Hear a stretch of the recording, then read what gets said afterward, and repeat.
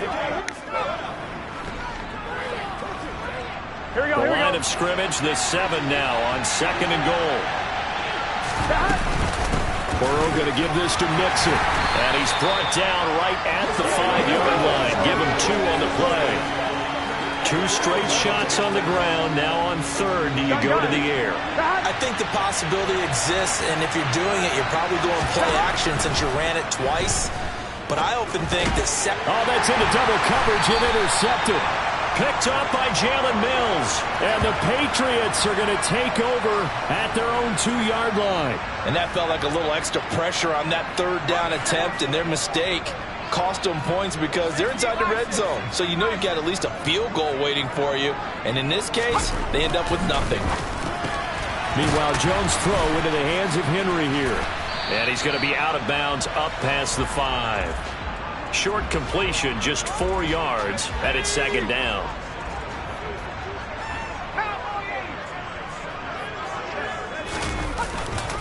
Now a handoff, Stevenson.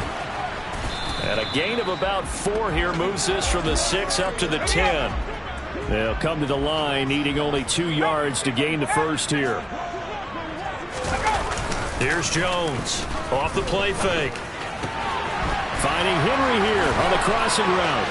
Oh, that's just not fair, and now room to run. And he's going to be taken down right at the 40-yard line. And boy, CD, it's one thing to watch a great run, but when it's a great run with broken contact, it's like a cherry on top. That was a nice play. Stevenson now on 1st and 10. And he works it to the 30-yard line here, right at the 30. Now, look, that wasn't a huge gain, but those are the types of carries I think they were missing in their loss last week. They couldn't get him going on the ground. Did you get the same feeling I did during our meetings, that they kind of regretted that he didn't touch the ball? Absolutely. You know, hey, he should have touched. And that's going to be caught for a Patriot touchdown. Jacoby Myers with touchdown number 8 on the year. And the Patriots use the early turnover to get on the board first here in this one.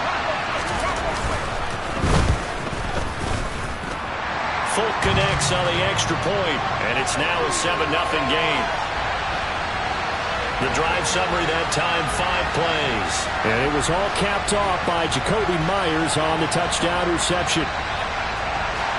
Folk now set to boot it after his guys put 6 on the board.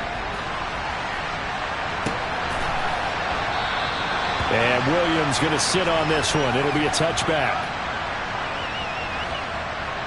The Bengal offense on their way out as we look at the playoff race in the AFC. And for them, it's no longer a question of will they make the playoffs. They've clinched the division title. The question, can they hold on to that number 1 seed? And this is where the mental fortitude comes to play, doesn't it? Because now you're not just the coach talking about it, his team talking about it to each other, supporting each other, carrying each other along, because having that number 1 seed means everything in the NFL. It does. So even though the division title's clinched, shouldn't take the foot off the gas. No, not at all. Play it all the way through. And I think we've seen that in recent years in the NFL. The teams that play and play to win each and every game, they're the ones to deal with in the playoffs. The defense rising to the challenge and setting them back on the sack.